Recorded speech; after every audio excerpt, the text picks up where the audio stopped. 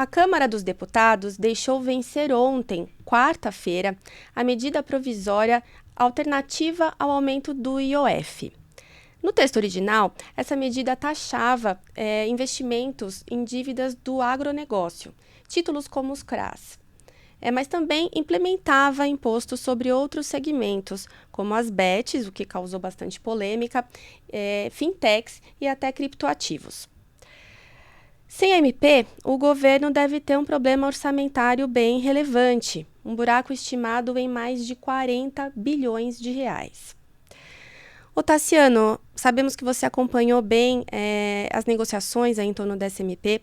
Conta pra gente um pouco sobre os bastidores, para retirada especialmente dos títulos isentos, né, do texto original, que acabou saindo até mesmo antes do Congresso engavetar.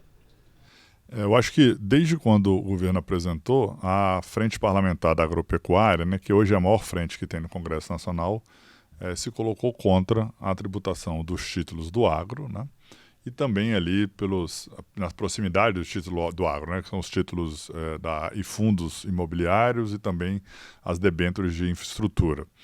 E o governo chamou a Frente Parlamentar para conversar, liderado lá com o secretário Marcos Pinto, propondo, olha, a gente isenta os títulos de mercado de capitais, os fundos de mercado de capitais, e cobra e aumenta a tributação sobre as letras, no caso da LCA e da LCI.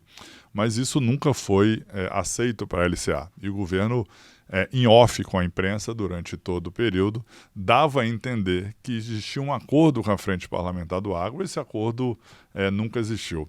Mas para ser justo, Tati, eu acho que vale a pena a gente resgatar que isso não é de hoje que a Frente Parlamentar se coloca contra. Em 2021, na reforma do imposto de renda, o ministro Paulo Guedes mandou, quer dizer, se a gente considerar que a Frente Parlamentar ela é mais à direita do que o atual governo, desde 2021 o presidente da frente era Sérgio Souza, também foi contra, a ministra era Tereza Cristina, da Agricultura, o ministro Guedes foi contra. Agora, recentemente, em 2024, na reforma tributária, também, por várias vezes, tentou se colocar tributação sobre fundos e títulos, a frente parlamentar foi contra.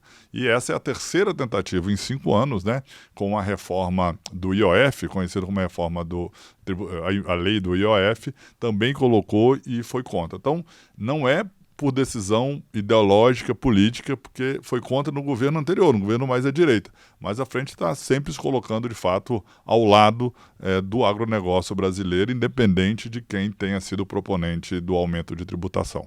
Certo.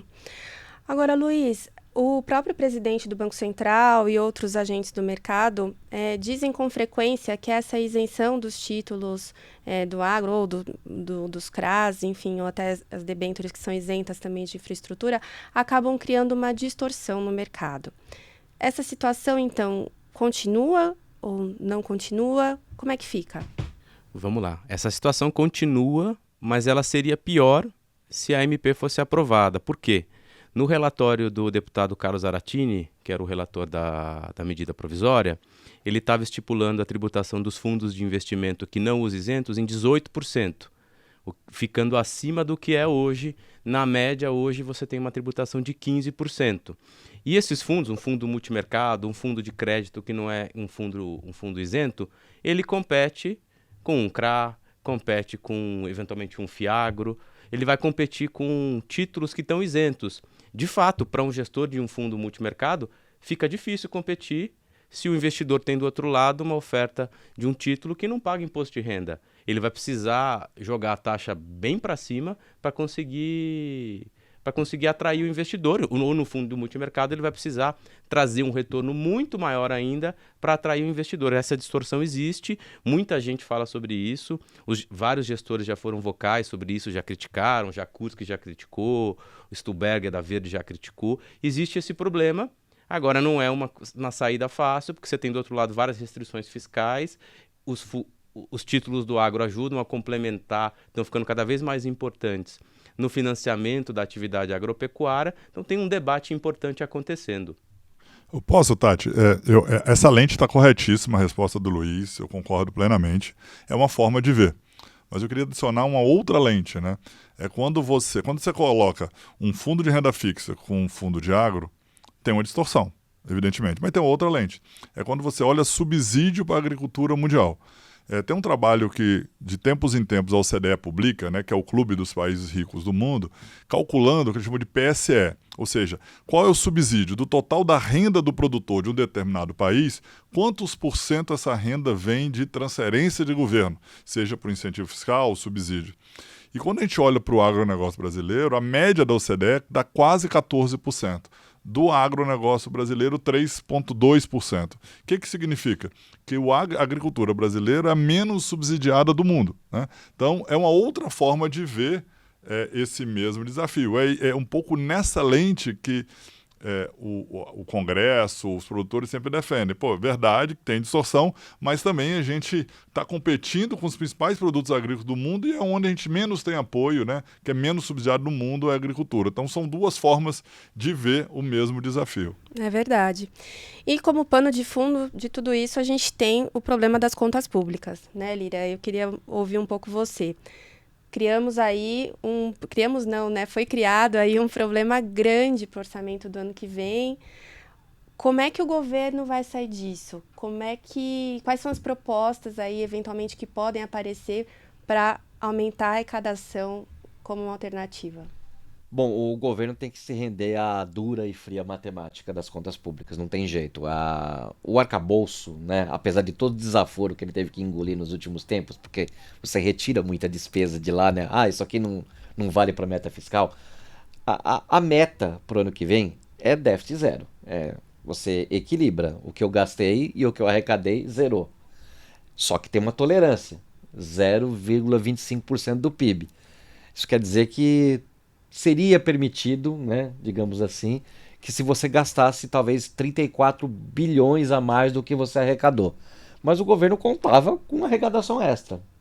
E ela não está vindo. Ele já tentou por decreto, ele já tentou por MP, e ele faz as coisas de uma maneira um pouco atabalhoada, sem negociar antes, e acaba acontecendo o que aconteceu nessa semana. A gente viu na quarta-feira. Foi assim, deixaram caducar a MP. Ela não tem mais validade. E aí cria esse buraco grande de mais de 40 bilhões e tem que se buscar de alguma maneira. Eu acredito, estava ouvindo que o Lula deu uma entrevista para uma rádio da Bahia na quinta-feira de manhã e já citou que vai manter a possibilidade de taxação de fintechs, por exemplo. Isso vai ser feito provavelmente por decreto, né? Eles estariam respaldados por STF. Então eu acredito que eles vão fazer novas tentativas. Só que dessa vez, provavelmente, vai ter que ser na base do decreto, o que também vai gerar algum tipo de polêmica, reclamações no Congresso, mas não tem jeito. Ontem, na quinta-feira de manhã, a gente ficou sabendo que iam bloquear 10 bilhões das emendas dos parlamentares. Ficou parecendo que era meio que uma punição, né? Mas na verdade é um número que você começa a jogar para começar a negociar. Olha, eu libero a emenda se eu tiver essa possibilidade e tal. Mas a gente tem um monte de isenções fiscais também que eles podem ir atrás. Então tem muita negociação para fazer ainda. A gente tem que lembrar que o ano que vem é um ano eleitoral. Para o governo, você ficar impedido de ter alguns gastos, principalmente sociais, é meio complicado. Eles não conseguem admitir isso. Depois da votação na Câmara, inclusive, começou-se uma grande movimentação midiática, principalmente em mídias sociais, para dizer que mais uma vez o Congresso foi contra o povo brasileiro e tal. Acontece que dessa vez era algo de aumentar impostos, algo que para a população que elegeu boa parte do Congresso dessa última legislatura era muito forte. A carga tributária é muito alta. Então, provavelmente muita gente foi colocada lá para proteger o contribuinte de ter a carga aumentada. Não importa se era investimento, para crédito, para o que fosse.